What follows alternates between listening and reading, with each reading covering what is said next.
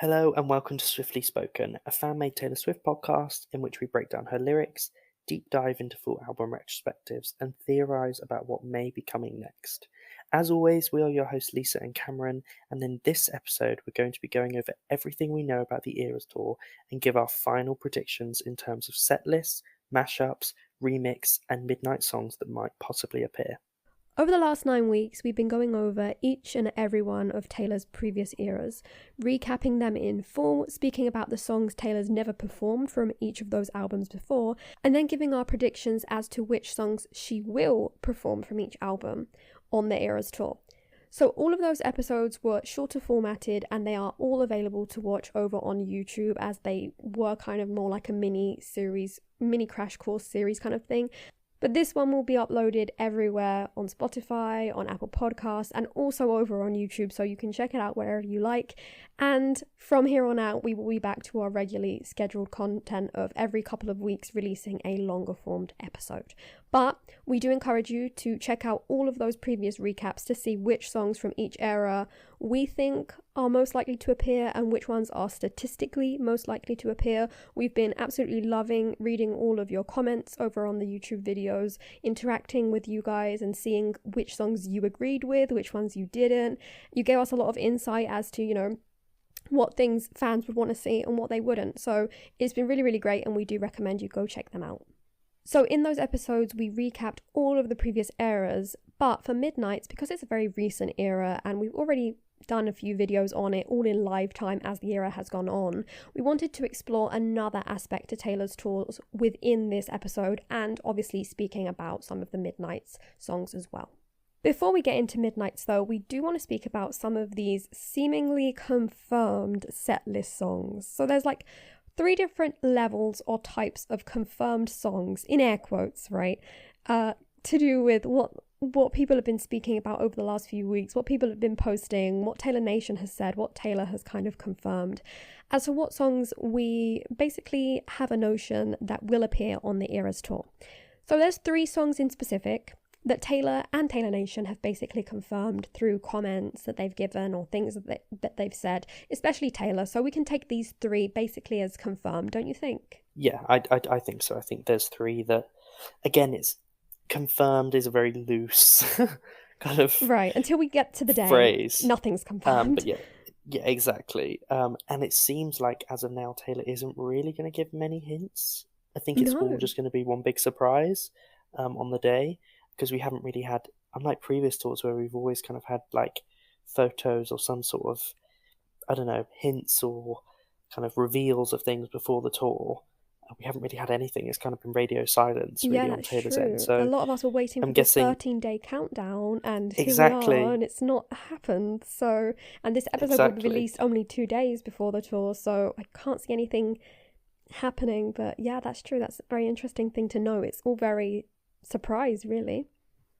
Definitely. So like I said, again, these are kind of very loose in terms of confirmed, but yeah, go ahead and kind of say which ones and why. Yeah, so the 3 that seemingly are confirmed to be on the set list are Anti-Hero, Delicate, and All Too Well 10-minute version. These are all for different reasons, but mostly it's because they are specifically from comments from Taylor on TikToks or on videos on the internet, or things that she's said basically over the last few weeks regarding these 3 songs in specific. I kind of do see it as pretty much accurate. I think they're quite realistic. Yeah, definitely. I think even in our previous discussions on the kind of different eras episodes, obviously Delicate and All To Our 10, we've kind of mentioned a couple of times as ones that we definitely feel like are very, very likely. And I think, Taylor's comments and across kind of different social medias in regards to these songs, I think does kind of confirm it. And I would be surprised if these 3 didn't make it. And they seem, out of the ones we're about to kind of list in terms of rumoured set lists, these 3 seem the most realistic, I think. Definitely. Yeah, so those are the ones that basically we can say loosely are confirmed. Then we have a long list that has been going around on Twitter, which supposedly are songs confirmed by Taylor Nation. Now, Taylor Nation are to be taken with a grain of salt, because yes, they are involved with Taylor. They are her official team. However, they are not Taylor and they don't have a say in the set list. They may not even know the set list, for all we know. Obviously, they will hint at things because whenever Taylor gives them instruction to, they follow her lead. But I do think that these songs that we're about to list out are more just like, okay, they've had some interactions with fans and it might work out, it might not. But some of these ones on here I'm very iffy on. I'll list them out and then you can tell me what you think about them, because I think you're going to coincide with me on a few of these. So we have Antihero, Glitch, This Love, Sad, Beautiful, Tragic, The Very First Night, Bejeweled, and Seven, which is a very strange mix of songs. All of them apparently have been mentioned by Taylor Nation, or they've answered people talking about those songs regarding the tour. So, thoughts? It's just random. Like, you couldn't pick more of a random list. Like, obviously all of these are Taylor's version or owned by Taylor. Yeah. But the thing is there seems to be a bit of a thing at the moment in regards to Taylor and kind of her team that, like, playlisting and mentioning of stuff is only ever the stuff that is owned by Taylor. Like, they never, there's no, they official kind of Taylor Nation or Taylor Swift playlists don't really include non-Taylor's version or Taylor-owned songs. So it makes sense why they're all like that. But I just think, like you said, you have to take Taylor Nation with such a massive, like, grain of salt. Like, at the end of the day, it's just like a social media kind of marketing person or manager or whoever that's just in charge of running it. And like most kind of artisty fan accounts, they probably run multiple and they're just told to post this, say this, reply to this. And they probably are fans of Taylor, because I can't imagine you really want to work for something that you're not really a fan of if you had to do it all day and reply to fans. But they're not. I think people sometimes maybe take them as more, like, take their word as like gospel when it maybe isn't. Yeah. Because they're just there to hype fans up. Exactly, I was about to say, the purpose is to create hype. And obviously they do such a good job at it, and it's great that we have someone so close to Taylor who interact with fans. But I don't think that necessarily means that if they answer a fan speaking about a certain song, it means it's 100% confirmed. Because people were taking it a bit too seriously, and I don't want people to be then disappointed when these specific songs may not be mainstays on the tour. Because I just don't see songs like Seven, for example. No, Seven or Glitch even. Glitch, This Love, Sad, Beautiful, Tragic. Like, they just, not to, like, I love them, Sad, honestly. Beautiful, I wish Tragic. this I was love the The Very setlist, First Night. But I just think that this kind of setlist just wouldn't really, like, it's just such a strange mix and just wouldn't really work. And yeah, like I said, I just think sometimes Taylor Nation are kind of, there's multiple people that are behind Taylor Nation in terms of their social media. Obviously, there'll be levels of, because at the end of the day, they are the people that kind of message people in regards to, like, secret sessions and things like that. So there is obviously an element of officialness to them. But when, in terms of, like, Twitter, when they're just replying to comments, it's purely just to create kind of fan. They're almost just like a glorified official fan club, really, like just a fan account, really, but official. And they do a really good job of, like, creating hype and, like you said, and interacting with people. And but I think that, in terms of these songs, I just can't imagine. Honestly, about 80% of these appearing. Antihero, Bejeweled, most likely. But Glitch, This Love, Sad, Beautiful, Tragic, The Very First Night, and Seven. Again, I just don't. The Very First Night, maybe. This Love, possibly. Seven, Glitch, Sad, Beautiful, Tragic. And I just think it would be a bit strange. There's so many other songs. If we suddenly get to opening night and this is, like, the set list, I'll be so surprised, but, like, in a good way. But also just, like, I'd be like going crazy, honestly. Like, this is such a strange group of songs. But it's a very fan. Yeah, it's very. It's like a fan. Yeah, exactly, and that's why these are the ones that appear. Yeah, I think that leads us to our third point, which is the third way that some people have been kind of spreading songs that are seemingly, again, take this very loosely, and we must be very wary of this one especially. I'll get to why just now. But so the third method basically is from supposed sound checks that Taylor has been running over the last few days in preparation for her opening night. So within these sound checks, there are many videos going around. So I guess we have to give a spoiler warning in case, obviously, we've got down to here, so spoiler warnings throughout, I guess. But these ones are the most kind of official, so shall we say. However, in saying that, at the same time, we've got to be very, very wary because a lot of edited videos are going around at this point. Like, people just like pointing their cameras to the stadium or using the same video that other people have put up and then just putting any random kind of like live performance sounding song of Taylor's in the background and saying, look, she's live checking, whatever. So yeah, take it with a very big grain of salt. Be wary about it, just in case, spoiler warning. But the ones that have been going around over the last couple of days are sound checks for songs such as Me, Shake It Off, Antihero, and You Belong With Me. Now, this has caused major drama within the fandom. Yes. Yes. Mainly because people are very annoyed that these songs are going to appear on the tour.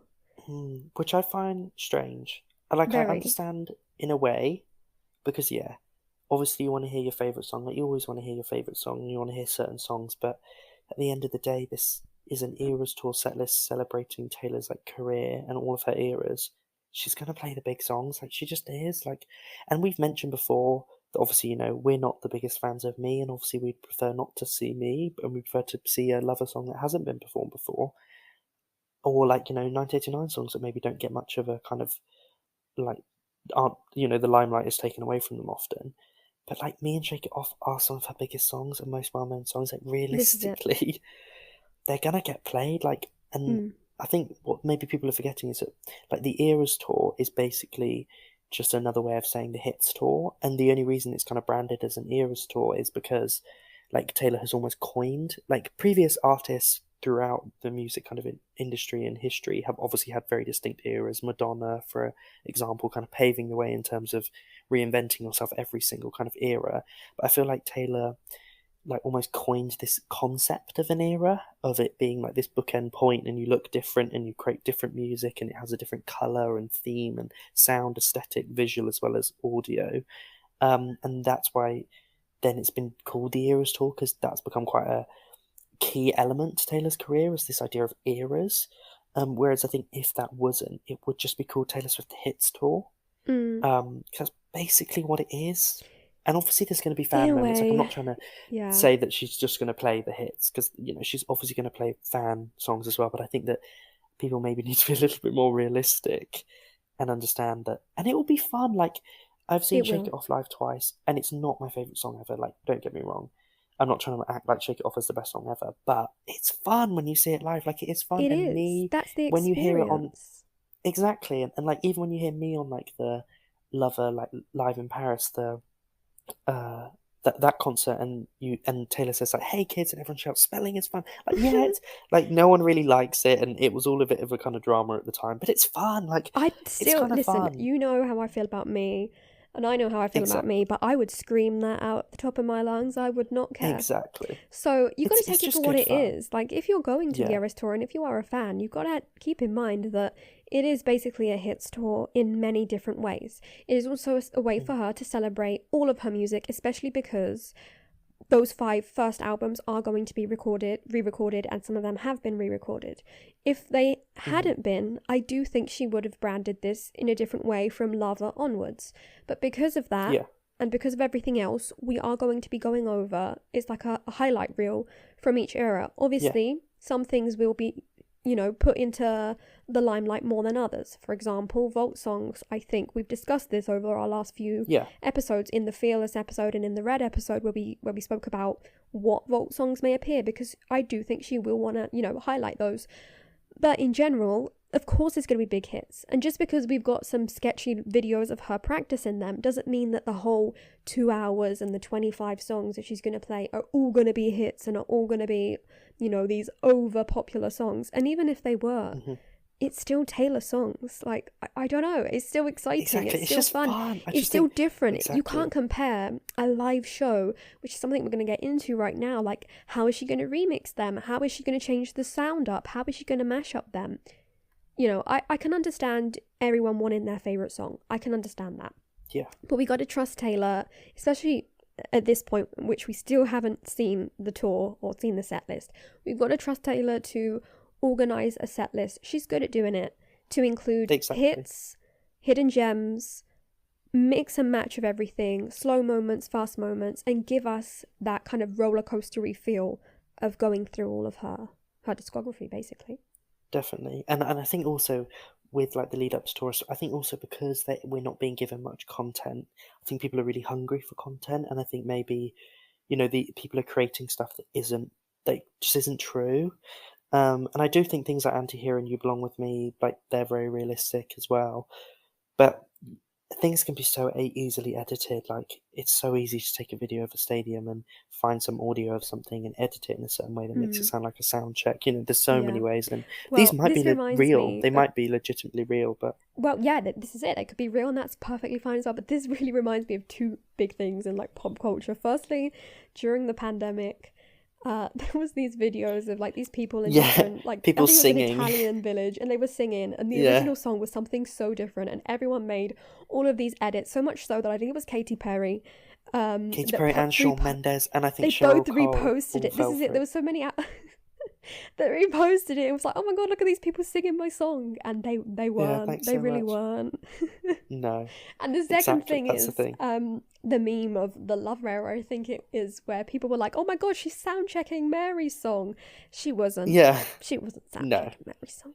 no, So exactly. But yeah, we got to be and wary. also, but what so far, as of obviously when we're recording this, we haven't had any kind of insight really into the tour, other than like a very kind of like image, like a very kind of random image of like the kind of lower end of the stage and seeing all the Yeah. kind of lights under the stage. But Mm. that's all we've really got so far. Whereas in Reputation, we obviously have the kind of lead up with the 13 days, and Yes. also we did have some leaked content Right. from the tour that kind of got leaked. I might be making this up, but I remember at the time there was like some videos. It was like I Did Something Bad performance, and I'm sure that the person that apparently leaked it got sacked. Oh I my don't really know, god. but it was a whole drama at the time. Yeah. And ironically, the outfit that she was wearing was actually never worn on the tour Used. because it was like the blank space like snake kind of print, but in the like ready for it opening kind of Right. So even through that though, fit. like you're saying, we've got Exactly. like these illicit kind of used into the tour, but at this Yeah. point, yeah, last time around we had these 13-day countdowns and that. But even with just a 13-day countdown, we had these little insights. But as of right now, it doesn't look like we're going to get any countdown at all. No. Obviously, that And might that's things change like by the things time could. this episode comes Yeah. out, but it doesn't look like Exactly. it. So we've got these, yeah, a picture of the stage. We know that her band are heading over there, and her background singers from, movements that they've made and posts that they've put up. And the only other thing, just to mention this quickly here, is apparently there's a photo of these sunglasses going around, which were designed by Yes. the same designer who designed her You Need to Calm You Down need to calm down. sunglasses for that MV. And they are for Bejeweled, apparently, or Yeah. something to do with that. And they've got Something. jewels, the 10 colors of her 10 albums. Yeah. They're sunglasses. Yeah, I didn't love the look of them, but let's hope she No.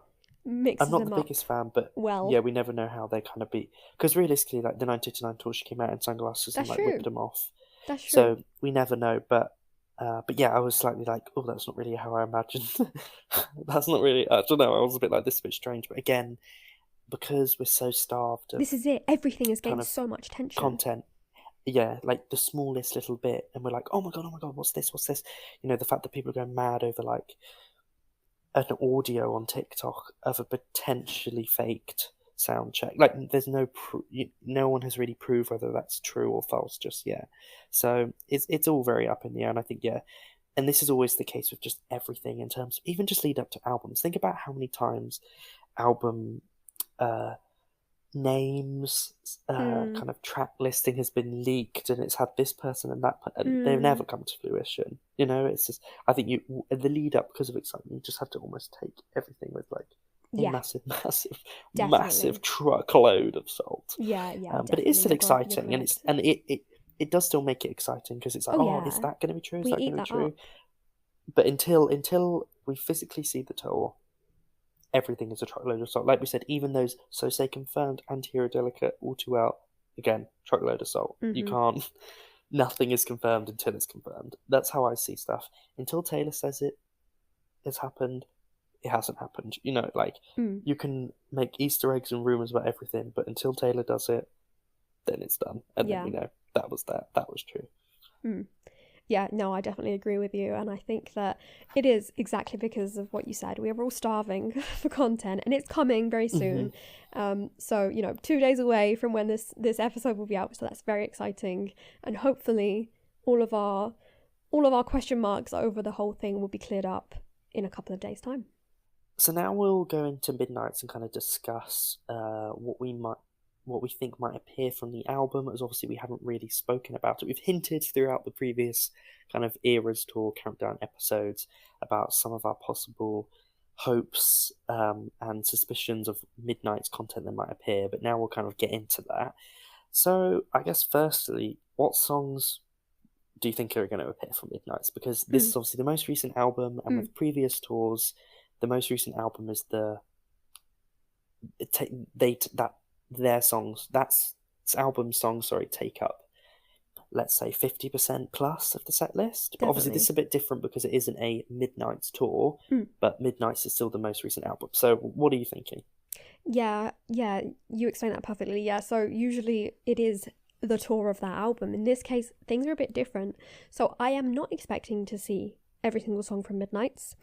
I'm definitely not expecting to see I don't think any song from the 3am version. I'm not going to lie. Oh, no.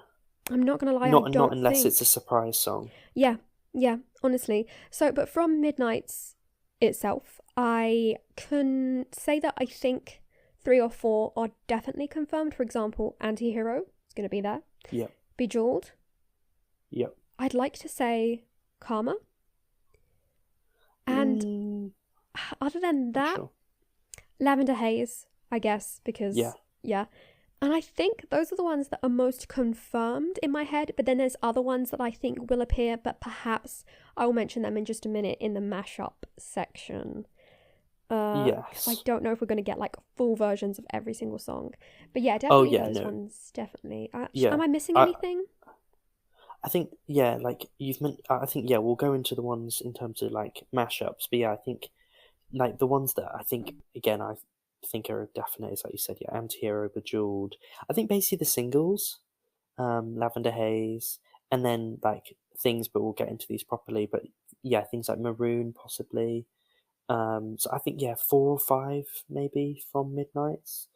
I think it will have the most in, like, not necessarily like the most songs that are played in full, but I think the most like appearances of songs. I think that they'll be mashed up a lot because I think it would make sense, obviously, to promote your most recent album the most. But I think that we're kind of looking like 4 or 5 songs off of Midnight's, and it is interesting because, as we've said, previous albums, obviously the previous tour, the most recent album, has obviously taken up like the majority of the set list, so it's quite unusual to not think, we're going to see this and this and this and this. But 3am, I'm really not too sure either. I think maybe the most realistic one for me appearing is like The Great War. Right. I think that could work quite well. But other than that, I think the others... Yeah, I feel like the 3am edition is a good addition, a good group of songs to be... Surprise song. Yeah. And changed around a bit. Obviously, Paris has got to be played when in Paris, she eventually... if she plays there. Yeah. High Infidelity has got to be played on April. I think she's got a date on April 29th. I think she has a concert date. I remember talking to you about that. She's got to play it on that day. That'd be absolutely iconic. And then, things like that. But Glitch, again, we've gone back to Glitch, where Taylor Nation had mentioned it and apparently confirmed it. Honestly, though, it would be kind of cool, that pause. It kind of reminds me of the dress pause. The dress pause, yeah. Yeah, when she suddenly, like, the lights could go all off and then go glitch. That'd be kind of cool. Yeah. But, from Midnight's itself, I think the ones that we've mentioned are more likely to definitely be there. And then there's other ones that we'll mention in just a minute. And then there's other ones, like, maybe on a piano section we might get Sweet Nothing. Maybe, yeah. Oh, I'd love that. Yeah. That would be really lovely, but again, there's so many piano potential moments. This is it, and so many songs that hard. can be turned into potential piano moments, which is something, Midnight again, we Rain. haven't spoken about. Not so much the mashup, but like the rearranging of songs and the remixing of songs, like she did for Love Story on 1989, or like she did, she's done this various times, and it's so good. So this is something that she could definitely, like you just said, Midnight Rain, that could be made into a piano version. That would be absolutely amazing. Yeah, 100%. And I think in terms of mashups and stuff have been something that have basically been a thing since Taylor first started. Like, right from kind of Fearless, songs were changed up, mashed up, and given kind of new production. Like, for example, Should Have Said No had a very different production on the Fearless tour to its original kind of debut production on the album. And then when you move into things like Speak Now, again, lots of kind of production changes. The most kind of clear and obvious ones was obviously the big mashups of like Back to December, Apologize, You're Not Sorry, as well as like Fearless, Hey Soul Sister. So it's like those kind of things that, and I'm Yours, obviously, with that Fearless as well. But yeah, it's those kind of things have been such a kind of precedent throughout like Taylor's career. And then on the Red Tour, for example, you obviously have the like You Belong With Me kind of mashup, that a rearrangement, sorry, that's slightly different. So I think, and then obviously 1989 was like the big kind of proper like changing up the songs and making them more pop. And then obviously with Rep, that was where we had like quite fast, quick mashup movements of like, okay, we're going to power through like 3 songs in like but they were so good minutes. because it was like exactly 3 songs to be done in one. But the thing is, she arranged them. Credits to Taylor's live band as well, because they did such an amazing job that she must have worked with them to get through those, you know, going from one song to the other. And it being so smooth. The transition was really, really smooth. That You Belong With Me love story transition, or the other way around, should I say, amazing. It was so good. Yeah, it's one it was of my almost favorites. as if that's just the song. You just didn't even notice it. Yeah, it was like you could just. It was like, wow, that was so seamless. It was. But yeah, I think that that is been something that's part of a Taylor tour since day one, and I just can't.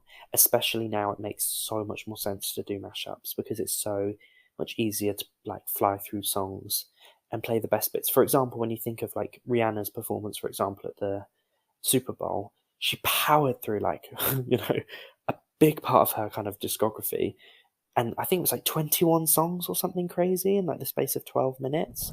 Well, this gives us hope and that was for the Eras tour. Exactly. It really exactly, because it's like if you do the best bits of the songs and kind of mash them up and cut stuff, then you could definitely pile through a kind of big chunk of your kind of discography or the set list. So I think that that's very kind of realistic in terms of the kind of mashup. So I guess in terms of kind of tour, what do you think then? Ideas for mashups? Yeah, so this is something that we've been hinting towards for a few days now, or for a few episodes, should I say. And because we had some ideas that we'd had discussed privately as well. So I remember one day I just kind of had an epiphany with Red, Maroon and Daylight.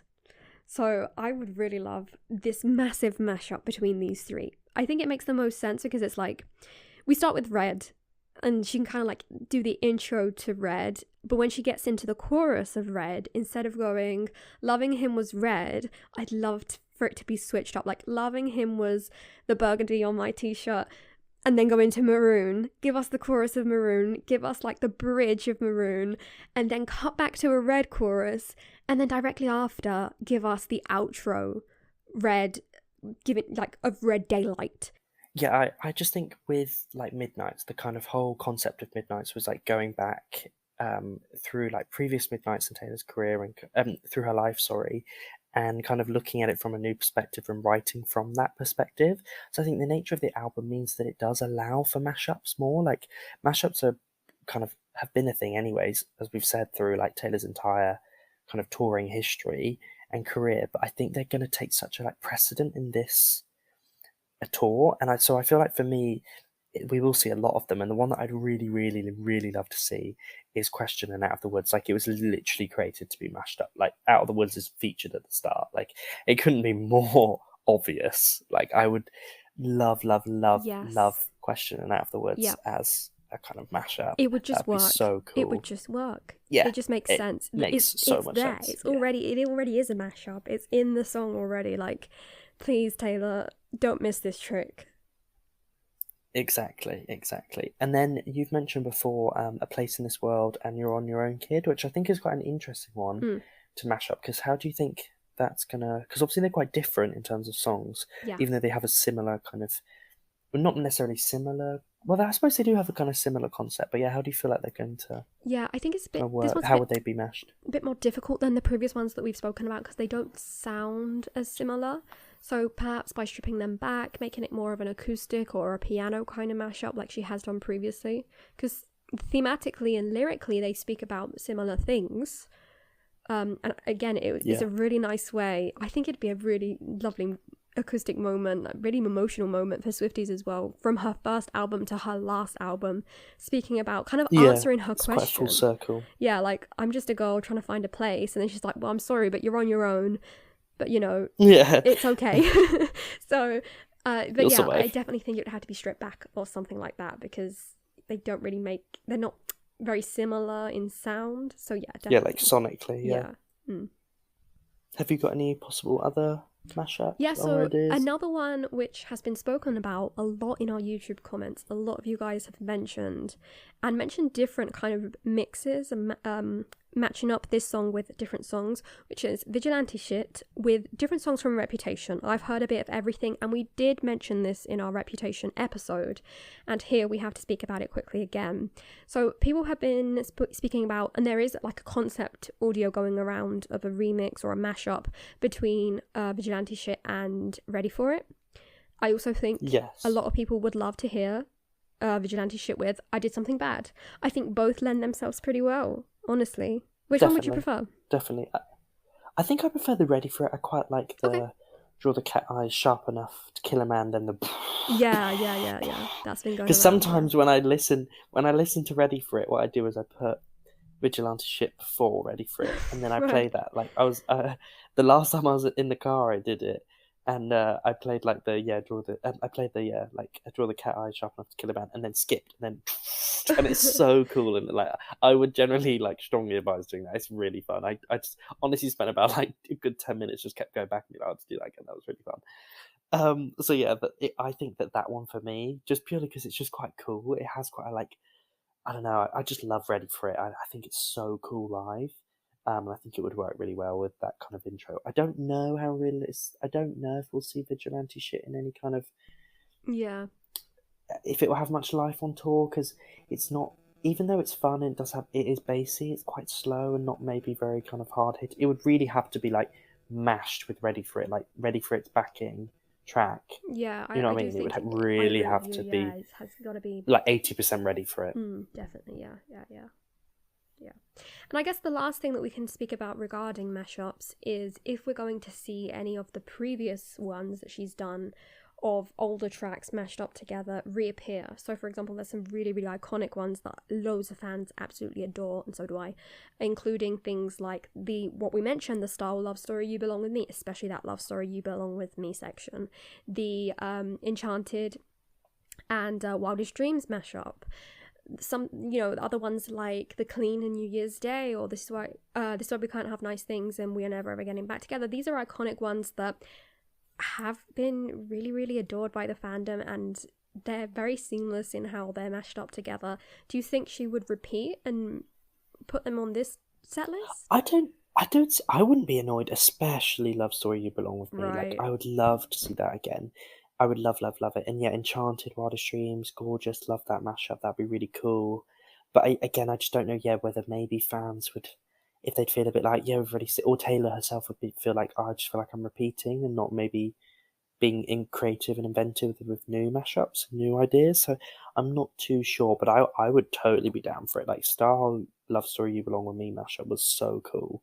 Like I said, especially Love Story. Even if it was just the Love Story You Belong With Me section, I would really, really like that. But I just don't know whether it would maybe be taken as like a bit lazy and just like rehashing stuff. Yeah. But I don't think so. I think it works really well and it's really iconic. And the thing is with this, you can just say, oh yeah, but it's the Euros tour, so it's celebrating my entire career, and that was a part of my career. So just I'd label it as that. I'd totally be down for that. I'd love it. And I think it would work really well. But I guess then in terms of other things with tour and like bringing stuff back, there's been a lot of mention about bringing back previous tour costumes. And obviously we're very aware that from Look What It Made Me Do, we were initially made aware of it. And obviously with previous things like the Capital One advert commercial that Taylor obviously has most of her kind of iconic outfits all kind of stored away in storage and kind of, brings them back out again when they're needed for certain things like music videos and commercials. But so she has them and they're there and she has worn them. So do you think that they're likely to make a reappearance on the Eras tour as it is a celebration of her eras that, previous tours outfits going to make an appearance? For me, though I love them a lot, instead of the actual outfit from that period of time, I'd like to see kind of that period of time be recreated and kind of edited and mixed up to fit Taylor like now. Reimagined a bit, yeah. Exactly, yeah. So for example, obviously, there's iconic dresses from especially like Fearless debut, but style has changed a lot since then. Taylor has changed her style a lot since then. So I'd love to see them kind of rehashed and made into something that she would be more, comfortable and also just more her style from right now, like more of a jumpsuity kind of thing or something like that. Just to like mark the difference. Like a bodysuit. Yeah, mark the difference between the original and like the inspired recreation. And also because it'd be very strange to see the recreations with her 2023 hairstyle, because obviously in a tour the hairstyles aren't going to be changed up. Like she can't put on a short hair wig and then quickly go and change to a long hair wig like from 1989 to fit the image of 1989 and then to fit the image of Speak Now and whatever. So I do think because it'd be a bit strange to see kind of that together, like that very specific like the real life 1989 white I Know Places kind of outfit, and then to have the long hair with it would be so strange. So I definitely think it'd be such a yeah, and also when she has kind of reworn these outfits, she's always worn like wigs and styled her hair in the way that they're originally styled, because the hairstyle is part of the iconic element of that outfit, and that's what with the kind of whole eras thing. That's one thing with like the reason why Taylor has kind of eras become such a kind of significant part of her career is because the hairstyle changes and the aesthetic changes, so it would, and when then there is a crossover, like a slight bleed, it's when you look back at those photos now, it's like that's really weird seeing red era hair Taylor wearing a Speak Now dress, you know what I mean? So imagine a Speak Now dress on like a 2023 super long hair Taylor. So I think it is interesting. But also another thing is obviously Taylor does have really long hair, and it's like the longest thing we've ever really seen her hair. And obviously she's like not like she's going to be on tour and flipping it about. So how do you think she is going to potentially style her hair? I don't know. I mean, recently we've seen her at other concerts and she's done a bit of a mix of everything in terms of costumes and wearing different things and hairstyles. So she's had it up, she's had it down, she's had it in the folklore style, she's had it in a braid. I have no idea. I think it's obviously going to be one of those three or something similar to those three options. Maybe we will see more of a like an updo for a part of it and then go to like a more down, like for Reputation, for example, she didn't change it too much. It was just the same thing throughout. It was kind of kept. Whereas for Red, for example, she did put it up in a ponytail for a certain portion and then take it down. So, I don't know. Or like Speak Now, she kind of put it in like a little braid for like Mean and stuff. And or a ponytail for like Dear John. Yeah, so in terms of hairstyles, I hadn't really thought about that. But going back to costumes a second, I did want to just shout out an Instagram post by Painting Daylight, who like are an artist on Instagram, and they kind of designed what they thought could be the Eras Tour costumes, and like they did what we were speaking about. So they kind of took every era and they made like a recreation of some of the most iconic parts from that era and costumes and things that Taylor has worn previously, and brought it up to date and inspired it to make these new costumes. So for example, the debut one has like a big butterfly on the front. The Fearless one is like very similar to the old Fearless, like kind of like confetti sparkly ones, but in a two-piece. The Speak Now one is kind of like a regal dress but made short. The red one I absolutely love. It's like her with like the typical red kind of puffer jacket that she used to wear, like the bomber jacket kind of thing, but with a very Reputation-y jumpsuit underneath, which looks so good, and so on and so forth. So yeah, do check that post out because it's just so good.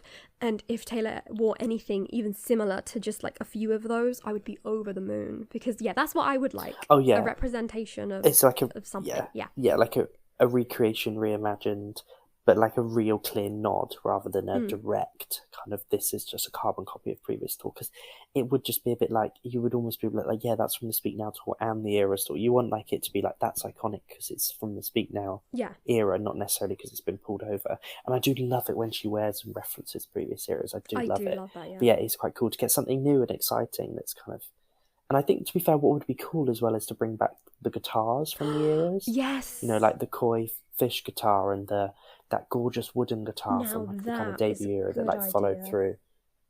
And like the black guitar from Reputation, and a black guitar, sorry, from 1989, and the green guitar from Reputation, or like the Lover guitar. Those kind of things would be really, really cool. I would be totally down for those reappearing. Or sparkly guitar from like Fearless. So yeah, I would love those to make an appearance, because the guitars are also something that's so iconic with certain eras. Definitely. So that I'd be down for. Like, that would be so cool. And obviously she has brought back the koi fish guitar in the Anti-Hero music video. It's and obviously been quite a big part of this so era, hopefully so I definitely think that it could 100% make a appearance. I think that's definitely more realistic than maybe previous to, and also some of those outfits for when she was like 18, you know, like, and also she doesn't want to like damage them or like, you know, like get them, I guess I do think now that a lot of them that she has worn are recreations of the original, because like you said, they're from when she's a teenager and things have changed since then. But yeah, no, I really do think, and also you just don't want to damage it. But But what's interesting though is obviously that the Fearless 2008 like Should Have Said No kind of tour outfit was in the Anti-Hero music video. Yeah.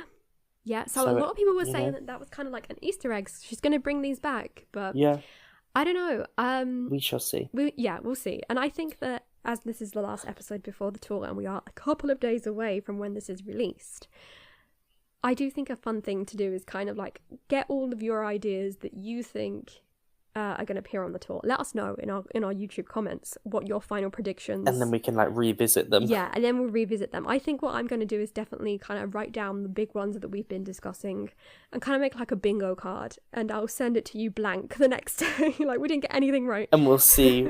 We'll see if we actually got anything correct. And it will be fun to kind of go back and see what, from our predictions, what did actually make it kind of appear and make it. And it is just so exciting. I'm so glad we've got a new tour, and I just hope that it's just going to be so fun, and new merch and all those kind of things. It's just all the silly little things with tour that are just so exciting.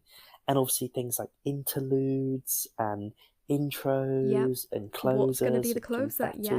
This is it. Yeah, exactly. There's just so much fun stuff. Yeah, and I think that's why maybe Taylor is being a bit more kind of hush hush about it, because it just does make it more fun if we just don't know anything. I just like I said, I don't know if I can, stay up. I can't be staying up every single weekend to like watch updates. I know. But that first day, it's a Friday. The first day, I'm definitely going to plan it out to be able to kind of be in the middle of 2 a.m. out here, watching Americans. You guys watching are some dodgy live stream somewhere. Yeah, you'll be having it at a normal time, but we'll be in the middle of the night watching dodgy live streams. Which we're also thankful to all the fans that do go to tour and share things and. Oh, I love it. Yeah, we are so great. Lucky, really, as a fandom, that people are so open to share. Because I know, some fandoms and stuff are very much like, no, and the thing is, as well, is some people, I've seen lots of people as well discuss that they don't want to see Easter eggs and don't want to know the set list, don't want to know outfits, and said they're going to avoid kind of social media for a bit so that it is a surprise for them. But I've always been somewhere where I quite like knowing, because there's still elements of surprise. Of course, and there's always with Taylor, especially. I'm definitely going to look at it all, because I just can't. Oh yeah, I can't wait. Yeah, I'm so excited, and it is so fun. It is, and so if any of you are going to opening night, do let us know in like we always say in the YouTube comments. We love to hear about your stories, your predictions. if you do go to the Eras tour and then you're somehow listening to this afterwards, let us know how it went. Tell us what we got right and wrong. And yeah, it's 2 days away, so it's very exciting at this point. Thank you for listening. We've now come to the end of this episode, and as you can probably guess, we're very excited for the Eras tour, so we cannot wait to find out all of the set lists, outfits, tours, and all the fun stuff that we're going to find out on the opening night of tour. And then obviously we will give our reactions and thoughts and share those with you as the kind of tour progresses. But as for now, these are our kind of most realistic predictions. We hope you've enjoyed this kind of countdown to the Eras tour, and hopefully it's made you just as excited as we are for the eventual opening night of the Eras tour. And if you have enjoyed it, make sure that you follow us over on Instagram at Swiftly Spoken Podcast to find out when we're releasing new episodes.